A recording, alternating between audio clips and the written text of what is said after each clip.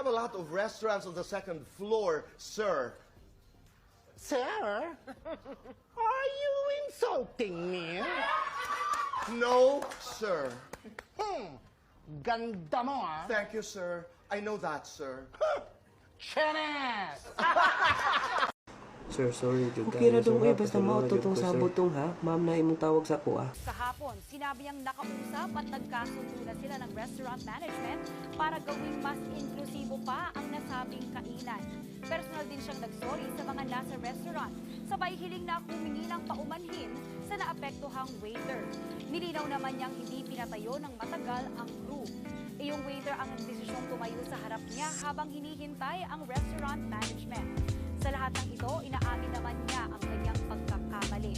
Sa post naman ng restaurant online, sinabi naman nilang may mga hakbang na sila para makapagbigay sila ng ligtas at magalang na lugar para sa lahat. Ang mga pahayag na yan, nilabas matapos mag-viral ang post na ito ng isang netizen na nagsasabing pinatayo ni Jude ang waiter ng 2 oras. Tinawag kasi ng waiter ang transgender na si Jude bilang sir. Bagay na agad namang tinawag na